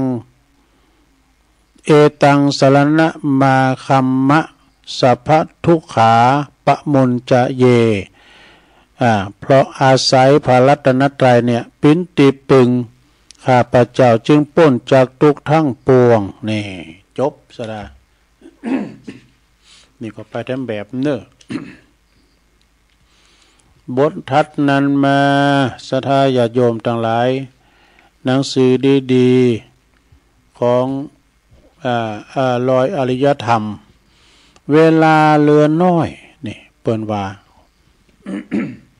เวลาเหลือน้อยเวลาเหลืออีกไม่มากจำต้องพลากแล้วนะวัฏฏะเวียนวะจงรีบปากันภาคเพียรปฏิบัติธรรมเปิดป้นภัยนี่แล้วก็พุทธวจนะดูก่อนภิกษุทั้งหลาย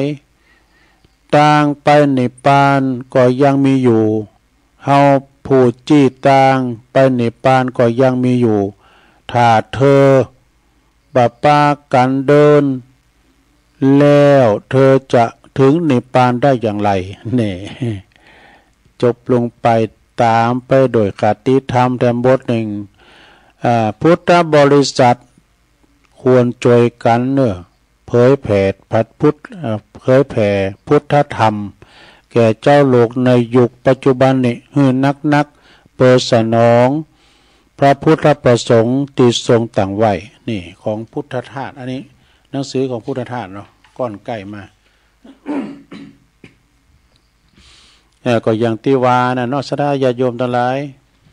พระเจ้าประสงค์องค์ครูบาสังฆะพระภิกษุสามเณรนี่อยู่กันมาตึงมื้อตึงวันนี่ก็จะหน่อยไปเข็มไปเนาะศรัทธามันมีภัยหลายด่านนะภัยความจริงพองภัยที่เปิ้นปลอมพองภัยยุแยกแตกกันนี่ก็มีนะศรัทธาอย่างตุลุงวานะเฮาฟังหูไว้หูแต่บางบะเดียวนี่พระสงฆ์นี่ตกอยู่ในความผวังค์ความกลัวศรัทธาศรัทธาเขาทั้งหลายก็ควรที่จะนึกหือกำลังใจประสงค์องค์สังฆเจ้า ตีตึงมือตึงวันเนี่ยหน่วยงานทั้งหลายนะถ้าแทรกเข้ามาก้ามสังการเนี่ยภัยมันมีหลายด่านภัยของพระพุทธศาสนาเนี่ยฉะนั้นวันนั้นตุลุงแต่ว่าเนี่ยเนาะก็ดีอกดีใจที่ไปเอาปากกันไปตานเตนเนี่ยเอาไปสั่งพลังของเจ้าปุตเนี่ยเพิ่นมีไผมาถ่ายถ้ำดู ถ่ายถ้ำว่าโอ้อันนี้คณะพระสงฆ์เนี่ยเพิ่นทำดีเพิ่นไปตานเตนกันก็คุมรุ่มลาไปกันหลงกันหลายก็ถือว่าเฮาสร้างความสามัคคีในหมู่คณะเฮานะพุทธบริษัททั้ง4เฮาเนี่ยแล้วก็เดือนนี้มันก็จะสร้างความแตกแยกกันไปเพราะว่ามันมีหยังหลายอย่างเนาะศรัทธาเฮาต้องฟังหูไว้หูนะยุคนี้ก็จะต้องให้กำลังใจครูบาอาจารย์พระสงฆ์องค์สามเณรเด้อก็ใครเข็มไปนะศรัทธาตั้งล้านนาเฮานี่นะเนาะ ต่อไปตัวลุงก็จะขอประกาศนิดสักหน่อยเนาะเปิ้นมาทำบุญนี่ก็มีแม่อุ้ยสายฝนเนี่ยเปิ้นอยู่ประตูเจียงใหม่พุ่นน่ะเปิ้นก็ไปตานเตนด้วยกันเนี่ยอายุเป็น80ปู่ก็ให้เนาะเปิ้นก็หอมตานโดยตัวลุงนี่200ยินดีเนี่ยไม่ลงสายฝนทำลูกตะก้าเปิ้นปิกมาเด้อกะ ตัวลุงก็เลยประกาศตั้งแต่นี้ไปปุ่นน่ะวันพัดเปิดได้เอาเข้ากันกันเนาะเลยประกาศได้ว่าเนี่ยแม่น้อยอินยาศรีจากลำปาง แถม1 ซองเนอะ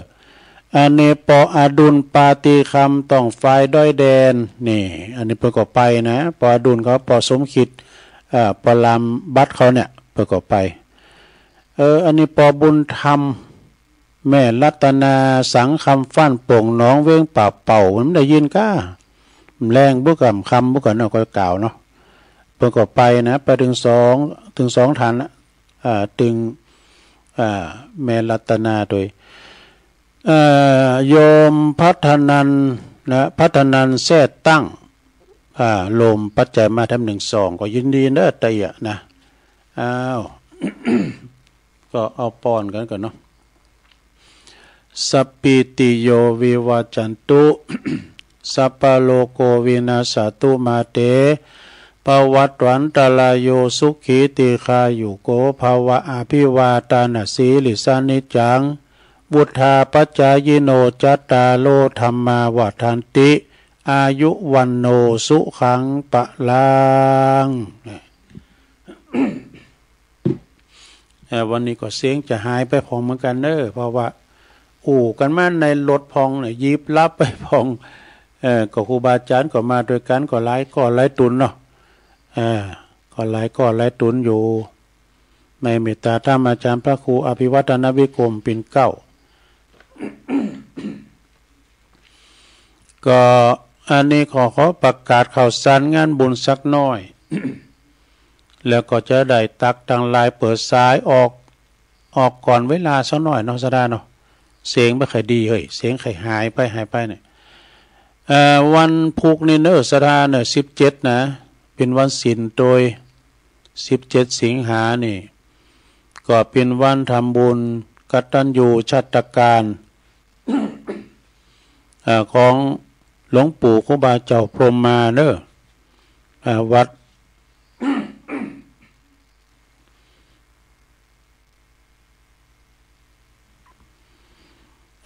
อดีตเจ้าอาวาสวัดพระพุทธบาทตากผ้าเนอะอันนี้ก็เป็นจัดกูปีเนอะวันที่17สิงหานี่เป็นวันคล้ายวันมรณภาพของหลวงปู่ครูบาเจ้าพรหมมาพระมจักโกวัดพระพุทธบาทตากผ้าป่าสร้างนิ่มก้อนนิสดาตั้งบุคลากรนี่ลูกหลานตั้งแต่ป้วนสุโขทัยบุขึ้นมาเนอะเปิดมาฝากโตมาอยู่กับครูบาวัดพระบาทสมัยนั้นนี่เปิ้นสอบเข้าก็ว่ากันสอบเข้ามันได้ก็ไม่ได้เข้าไปอาศัยศึกษาหำเฮนนะสมัยนั้นนี่มันพันเนรหลายเนาะสมัยครูบายังตุนยังองค์ก็มีพันเนรนักหลายตั้งลูกศิษย์ลูกหาครูบานี่มีนักโดยเมตตาบารมีธรรมพระเดชพระคุณท่านเจ้าคุณพระสุวรรณเมธีเนี่ยนะรองเจ้าคณะจังหวัดเชียงใหม่วัดพระธาตุเจ้าสลีจอมตองนี่เป็นกำกับก้าอยู่กับครูบาแล้วก็ได้กำกับครูบาแล้วก็เปิ้นแปลงเสียงก็เมินครูบาเด้อ เปิ้นเทศไปเปิ้นแปลงเสียงเปิ้นเห็นแบบเสียงครูบาเหมือนแต่แล้วก็หลายกะเนาะท่านอาจารย์เขื่อนค่ำก็นี่ท่านเจ้าคุณมหาทรัพย์เขาเนี่ยนี่รุนแรงรุนบุกเบิกแต่เนาะเปิ้นไปเปิ้นแปลงวัดว่าอารามหลายวัดต้องเอาเป็นที่ท่านท่านอาจารย์เขื่อนนี่อาจารย์เขื่อนนี่ก็ได้มาปกครองดูแลปิ้นเจ้าอาวาสวัดพระพุทธบาทตากผ้าเหมือนกันเนอะหลังจากตีหลวงปู่ครูบาเจ้าพรหมมาละสังขารไปจนมาถึงอาจารย์ท่านพระครูพระเดชพระคุณพระพุทธบาทพิทักษ์แถมอีกอะนะฉะนั้นก็วันที่17เด้อคือวันผูกนี่แหละกันเนาะเป็นวันศีลตัวนี่ เปิ้นก็จะมีการทำบุญอุทิศแผ่กุศลบุญกับครูบาเจ้าในวันผูกนี่นะแต่ที่จริงนี่เปิ้นปฏิบัติธรรมกันตั้งแต่วันที่12สิงหามาแล้วเนาะเปิ้นไปปฏิบัติธรรมต่างอุบาสกอุบาสิกาเนาะพระสงฆ์องค์เนรประกอบปฏิบัติธรรมกันก็ฉะนั้นก็วันที่17ผูกเนอพระสงฆ์นี่จะเป็น100ปลายพุ่นเนอเปิ้นจะมาโปรดเมตตาสวดพุทธมนต์ธรรมนิยมมาสูตรก้ายนะมาโปรดเมตตารับทายทานในงานบุญของหลวงปู่ครูบาเจ้าพรหมมาปรมจักโกแล้วก็ทำงานหนึ่งนี่สดาญาโยมงานต่างทำโลงนี่ก็ วันที่24นี่ก็น้อยยกที่2นะที่วัดบรรพตสถิตนี่ในเมตตาธรรมอาจารย์ท่านพระมหานพดลสุวรรณเมธีเจ้าคณะอำเภอวังเหนือนอกจากวัดบรรพตสถิตแล้วก็อาจารย์ท่านพระมหาสมชาติชาตปัญโยผู้ดำเนินงานนี่24นี่ก็ไปฟังเทศกันเด้อพอไปฟังธรรมตุโจกกานี่หลายผูกเด้อสถา ก็วันคำเพิ่นก็จะถ่ายทอดด้วยกันเนาะ24 สิงหานี่นะสถา ฟังเป็นยกที่2แล้วก็ยกที่3ก็เดินกันยาหน้าบ่กะเดินหน้าบ่เนาะตรงกับวันที่28กันยาเนาะเพิ่นมี3ยกด้วยกันเนาะเอาแล้วก็ทำงานหนึ่งนี่สถาอันนี้งานประชุมเพลิงศพนะงานประชุมเพลิงศพหลวงปู่เฟือปวระธรรมโมนะหลวงปู่เฟือนี่เปิ้นมีสิริอายุถึง88เกินนะ88 ปีพรรษาเปิ้นได้13พรรษาเนาะเปิ้นเป็นอดีตเจ้าสำนักสงฆ์ห้วยมะควัดนะตำบลแม่ซอยอำเภอจอมทองจังหวัดเชียงใหม่เด้อเปิ้นไปป่ำเป้งปารามีธรรมอยู่ปุ่นก็จัดมื้อเหมือนกันน่ะสถา ตุลุงก็ยังไปแอวฮะเปิ้นอยู่ยามเมื่อเปิ้นปิ้นตุลุงสมปานจังหวัดห้วยมะควัดนั่นน่ะแล้วเปิ้นก็ลูกหลานเปิ้นก็โอ้เปิ้นศาลาภาพแล้วก็นิมนต์ปิกมาอยู่วัดบ้านเกิดของเปิ้นอยู่ในความดูแลของคณะพระสงฆ์ของวัดตุนพึ่งนะโดยเมตตาธรรมอาจารย์ท่านพระมหาธีรพันธ์ธีรกิติก็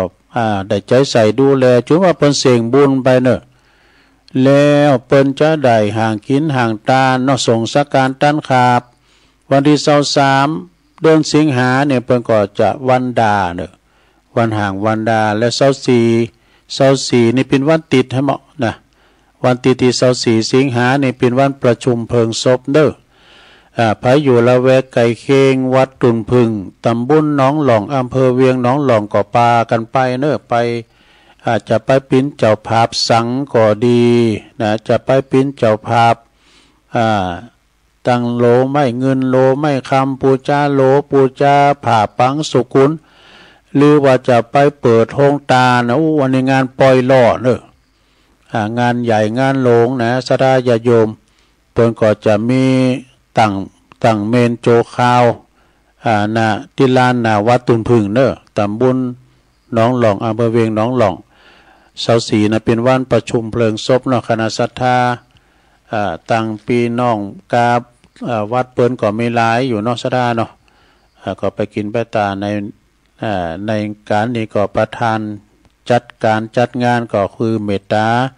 อาจารย์ท่านพระมหาธีรพันธ์ธีรกิติอันปิ้นเจ้าคณะอันเปิ้นปิ้นประเรียนธรรมเก่าประโยคกันเด้อแล้วก็ปิ้นพระอุปชาโดยปิ้นเจ้าคณะตำบลโดยแล้วก็ปิ้นเจ้าวัดตุนพึ่งนะพร้อมด้วยคณะพระสงฆ์พระภิกษุสามเณรก็ได้โจยกันก็ไปกินไปตานกันเนาะศรัทธาญาติโยมทั้งหลายอันนี้ก็ฝากประกาศโดยอาจารย์ท่านพระมหาธีรพันธ์ธีรกิติเปิ้นก็ฝากประกาศมาเนาะแล้วก็การกินการต้านกลางวาสานี่ก็กำลังจะเริ่มเข้ามากันเนาะ24นี่ก็ที่วัดพระธาตุดอยหล่อนี่อาจารย์ท่านพระอธิการจิตอนาลโยตุลุงแอนี่เปิ้นก็จะต้านสังอันนี้วันที่24นี่นะ9 โมงเด้อพี่น้องตั้งเนื้อวัดก็ดีดอยหล่อก็ดีก็ไปกันนะไปกินแพทย์ตานกันเนาะก็จะเริ่มกินเริ่มตานกันเอาเดิน12ออกมาก็กินสลากหากไม้ที่หันที่นี่ก้าเอกหรือว่าเปิ้นตานสังที่หันที่นี่ก้าลมกินลมตานกันว่าสายไผบาเดียวนี่ซ้ำพ้องก็ซ้ำวัดเปิ้นก็อินดูเนาะอินดูพี่น้องเจ้าบ้านจัดภายในก็เอาอีนะก็จะแผ่บุญไปหากันก็ก็อันอินดูศรัทธาบางพองก็ว่าอันก็พาหน่อยหอมได้สตางค์กายมันได้ไปรับทานกัน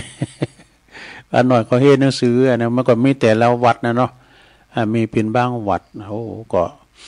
น่ะหันอกหันใจอย่างตุลุงไปที่อันกาญจนบุรีบ่น่ะเป็นนั่งรถไฟซะละพอไปตามรถไฟนะพอนะเป็นว่ามันจะแรงกับบ้านเฮาบ้านเปิ้นก็แห้งแล้งเหมือนกันเด้อผูกข้าวโพดก็เหี่ยวกันเปิ้นปลูกสำปะหลังทำไมซะท่าสำปะหลังก็ปลูกแล้วก็ข้าวโพดก้ามสังกามันก็แห้งก็เหี่ยวไปเหมือนกันเด้อพออันตามหนทางที่รถไฟไปนะ นางรถไฟก็ปิ้นตาดิมนมันก็ดูว่ามันนักแต่มันก็ไม่ใช่วัวเองก่อนนะเพราะวัวเองก่อนเนาะแล้วก็ขึ้นต่อจอดรับเอานักเรียนเป็นสงวนนักเรียนปิ้นตู่นักเรียนก่อนนั่งรถไฟไปโตมึนนะแกตั้งแต่ไปซบเตือนมากันแล้วมันนั่งเอ็มเดี๋ยวนี้พอเราคุ้นก่อนรุ่นเนี่ยพอก็จุกกันตัวลุงก่อนนั่งพองจุกพองเอาเปลี่ยนคุ้นเท่านั่งพองเองอะก็เลี้ยวกันไปเป็นอย่างไปเนาะศรัทธาญาติโยมต่างหลายกันเดียวกันเดี๋ยวตัวลุงจัดตักตังลายกันกำลังเปิดมือถือนี่นะศรัทธา ก็แมลงบึดนี่ก็ถ้าว่ามันติดคัดตั้งใดก็จะเข้ารายการจะเข้ารายการเดี๋ยวกันไปฟังแล้วก็อันโทรศัพท์ตุลุงก็จ้าเนี่ยแล้วก็หันเบอร์ไปนั่นแหละเดี๋ยวก่อนจะเอาออกนะนะจะอันนี้ก่อนไปฝ่าโทรเด้อเด็ดตักตังลายเด้อนะขออภัยด้วยจำเป็นต้องกดวางเนี่ยแล้วก็มันได้ต่อยด้วยนะมันจ้าเนี่ยอันลายต้องตุลุงก็หายไปกึ่งนั่นเด้อหายไปกึ่งนะญาติพวกนี้เมื่อกี้หายเขาแล้วนี่หายเสียหมดแล้วมันปีนจะได้ก็มีลายของถวายตีนี่เพิ่นก็จะพิษละกำลังเข้าก็มีศรัทธาแม่หลงสายฝนจันกุลนะนี่น้องผ่าขาวไหลปิงจากดอยน้อยพัฒนาน้องหานสันทรายโยมนวลนิชชาวชาตินี่แล้วก็โยมอันนี้โยมยุพินหอมมาลาจากแม่โยกเนอะพี่หน่อยจากแม่โยกฟังจากไฟเห็นก็ชัดเจนดียายไข่แก้ว บันเสียงบุญอันนี้นะบันเสียงบุญก็ฟังอยู่บันเสียงก็ทำบุญบันแป่นบ่เนาะอุ้ยสาวคุ้มตะวันอันนี้ก็อยู่เมืองวะบ่เนอะ เมืองวะพุ่นนะแล้วก็โยมกันนกพิชัยนาพุทธไปถึงบ้านบ่หิมแจ้งกันแล้วก็เมืองฟางซ้ำไก่นี่ถึงบ้านแล้วเนาะจากหวยงูในฟางบารมีวังใจชิดนี่ก็ฟังอยู่โยมนวลนิชาวนวลสิริหินเขียวแล้วก็แม่ครูธัญญาทองอิ่มจากกศน.แม่ศิรินทิพย์บุญเลิศเนี่ยจบเพราะมีหลายเก่าเอาละเอาสายแหลกเข้ามาแล้วเปิดสายแล้วเนาะศรัทธาเนาะเปิดสายก่อนสายแหลกเจริญปอนวัดสักการเจ้าฟังดูอาจารย์หลวงพ่อกฤษเนาะหายไปหลายวันแล้วเนาะไปตานเตียนนะกะงานเยอะเนาะไว้สาครับผมหลวงพ่อกฤษจากพุทธอุทยานปางโม่พวกนั้นเนี่ยเจียงดาวพวกนะไหลพวกน่ะเจริญปอนแต่เจ้าตุลุงปาแดดไม่ทิมเนาะจ้าชัดเจนนี่นะชัดเจนดีก็ยินดีเนอะเจ้าวัดแต่เจ้าตู0899555656เจริญปอนไหวพระเจ้าต่อลุงหน่อยนึงนะเจ้าไหวพระพุทธธรรมประสงค์กราบครั้งที่4ไหวคุณพิตามันดาวา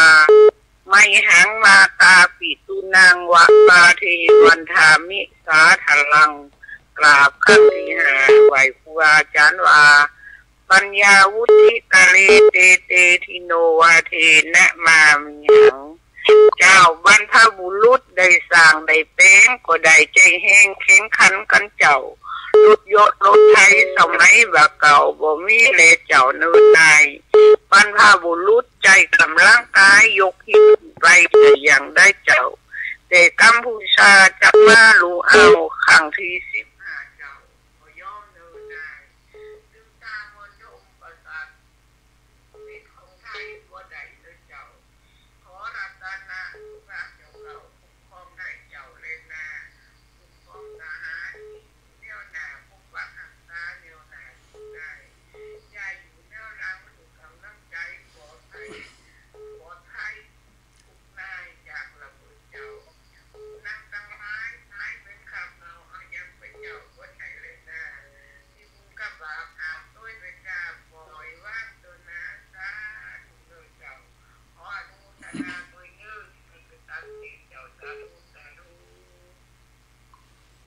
เจริญปอน เจ้ากับพระศาสดาเจ้าลุงวันนี้มีบุญนำวันนะตื่นขึ้นมาไว้แบบฟังธรรมกับตุลุงแม่สุขเกียวศิลาพรสิตี้มันหงละปุ่นเด้อขออนุโมทนาบุญตัวตุลุงตัวเด้อที่บ่อยปล่อยตามเตียนเมืองการบานาเจ้ายินดีเนอเจ้าขอกลับไว้สาเด้อตุลุงสาธุเจ้าฝนตกเด้อเจ้าตุลุงมาเจ้านี่นะเจ้าก็หอมได้ไปเฮาก็พร้อมไปก็ได้บุญเหมือนกันนั่นน่ะเจริญปอนไว้สาครับโอ้พอถนัดมาแล้วครับผมฟังอยู่ครับ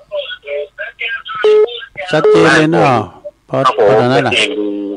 ตรงนี้ก็ฟังกันนะความถูกแจ้งครับไม่หอมไม่เลวไม่ฟองไม่ตู้ไม่แก่ปลุกฟังกันตลอดเวลาเพราะนั้นพออันโทรบอกลุงตัวเด้อชาวบ้านเราฟังกันแล้วให้ครับสวยคงเป้าอ่ะเนาะครับผมปอเหนือครับยินดีปอนักเนอครับผมอันนี้อุบาสกเนอปอถนัดคงเป้าหมู่สี่เจริญปอนไหวซาตุลุงมูนเด้ตุลุงได้ไปจะมูนกันนานแล้วเด้ตุลุงเนาะไปคิดไปการเลยนี่ไม่ได้ไปสักคำมันจัดรถปุ่นไปนะคะเอาเป็นโหดฝืนวันที่4นั่นน่ะตุลุงได้เต็มๆนี่มีสู้กันเด้อน้ำปุ่นโคปุ่นน้ำปัจจุบันเลยนี่สู้แห่ปุ่นสีสร้างเลงยินดีเนอ08995565506 เจริญปอนเจ้าตุลุงฟังอยู่เด้อยังฟังถนัดแม่นั่นล่ะแม่เร็วกะเจ้าคงเป้ามาแล้วฟังเจ้าเนาะเจ้าชัดเจนดีเจ้าตุลุงไม่ต้องหัวต้องซักเนาะยินดีมาเร็วเนอะเจ้าสาธุลุงสาธุบ้านจังซอนั่นนี่นะเจริญปอนเจ้าสาธุจังทางงานอันนี้แม่จันสีแต่เนาะแข่งโหลินสุขาไปมาแล้วก็ไปเมืองการมาแล้วค่ะนะมาแล้วกะมาขึ้นแล้วเนี่ยคุณกดตกมาสุดเป็นตีจะสุดตั้งก่อนเลยตกนักเป็นตีเมืองลี่นี่ก็ตกหลังมาทางเมืองเถินมาลี่นี่หรอโอ้ไอ้ข้อนี่เป็นตีฝั่งนี่ก็ตกกับเรียนนี่ก็ตกกำลังเอื้อนยินดีแม่เด้อหลวงจ้าโตอันว่าถึงวันไอ้อันข้อเนี่ยโอ้เป็นบริการดีครับรถมนไอ้ข้อนะเจริญปอนเจ้าสาวตุลุงไปตัดเดินในกับมานะแม่อุ้ยอินเนาะเสมอจ้ามาถึงวัดนะคือได้มาเยอะเนี่ยมาถึงวัดแล้วเรียกว่ามาเลยมาถึง5 ทุ่มโอนเนาะโอ้ขอโทรศัพท์โอนกันเนาะกูจักกระตุลุงจนเดียวเนี่ยไปกัน11 ตุลใช่ค่ะกูจักกระตุลุงจนเดียวขอโทรศัพท์ขอ YouTube เนาะโอนแต่โอนมาตัวเนื้อสาธุปีนี้เป็นพิเศษดูไป2 ตีไป2 ตีก็คือไปเสมิงอันนี้เอาใจอันเปิ้นที่เปิ้นนางรถไกบ่ได้นะแล้วก็ไปกาญจนบุรีไปเก่าวัดทำซ้ายเนาะสถานเนาะเจริญปอนเจริญปอนเจ้าการนมัสการเจ้าโอ้โห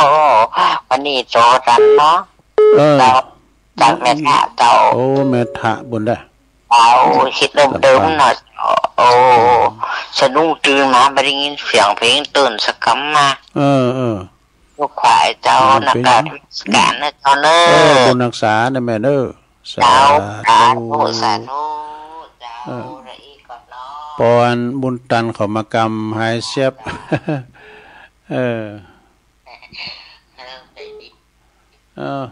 อันนี้ตอนใดเจริญปอนเจ้าไว้ใส่ตะตุลุงตอนใดจ๊ะยมนอนอยู่ประเดชนะเจ้าประเดชเนาะจ้าไม่นอนเจ้าไม่นอนชัดเจนเนาะไม่นอนเนาะชัดเจนดีเจ้าเดี๋ยวอยู่ดีมีสุขเด้อจ้าจบเวลาตุลุงพอดีกำเดียวก็ฟังรายการของอาจารย์ท่านพระมหานิคมเสียงธรรมจากวันจันทร์เนาะเสียงธรรมจากวัดจันทร์กันต่อไปตุลุงนำรายการจากล่าสตาไปกันเด้ออยู่ดีมีสุขอายุหมันควันยืนมีโจกมีใจเมื่อกันจูคนเนอจัตตาโลธรรมาวาตันติ